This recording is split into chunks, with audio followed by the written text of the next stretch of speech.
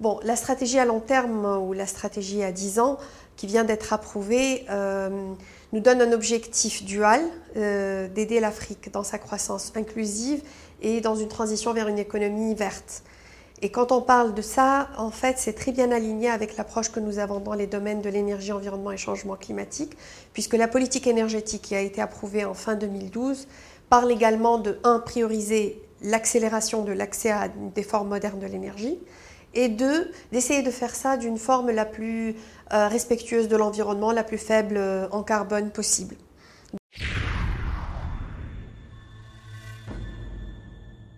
Donc là, nous avons déjà disons un business plan, un plan des affaires à 5 ans pour le secteur de l'énergie, qui est en train d'être révisé et finalisé pour prendre en considération ce que la nouvelle politique énergétique, la nouvelle stratégie à 10 ans met en œuvre. Mais en fait ce qu'on va faire, c'est comme je l'ai expliqué, c'est chercher à ce que nos interventions aient un effet de levier le plus important. Donc, on intervient de plus en plus dans les domaines d'assistance technique en termes d'aide à la préparation des projets, aider les projets à devenir bancables, aller jusqu'au point où on accompagne les gouvernements dans l'attrait du secteur privé dans des structures en partenariat public-privé. Donc, c'est des interventions à relativement faible coût mais à haute valeur ajoutée. Intervenir dans les domaines d'atténuation de risque, utiliser les outils de garantie partielle de risque qui sont de plus en plus demandés dans le secteur de l'énergie en Afrique, puisqu'une grande partie des sociétés d'électricité souffrent d'états financiers relativement faibles. Et donc, pour attirer le secteur privé à long terme, il faut être capable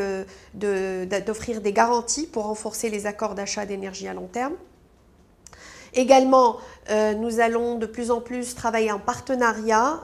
et regarder à attirer des ressources additionnelles. Donc, ce département est aussi celui qui contient la plateforme de ressources concessionnelles climatiques, les fonds d'investissement climatique, le Fonds mondial de l'environnement, le Fonds pour l'énergie durable, etc. Puisque quand on va faire un choix plus respectueux de l'environnement, plus faible en carbone, dans certains cas, on aura besoin de ce qu'on appelle un sweetener, d'une façon d'améliorer les économies ou la viabilité des projets à travers des ressources additionnelles qui sont hautement concessionnelles. Et c'est ce qu'on fait avec notre plateforme de financement de changement climatique, de les combiner avec les ressources normales de la banque pour pouvoir faire des projets d'énergie propre. De la même manière, mon équipe, avec d'autres collègues à travers toute la banque, sont en train de finaliser le Green Growth Framework, disons la guidance cadre sur comment on va faire une croissance verte. Et dans ça, il y a une guidance spécifique sur comment on va le faire par secteur. Par ailleurs, on travaille aussi à comment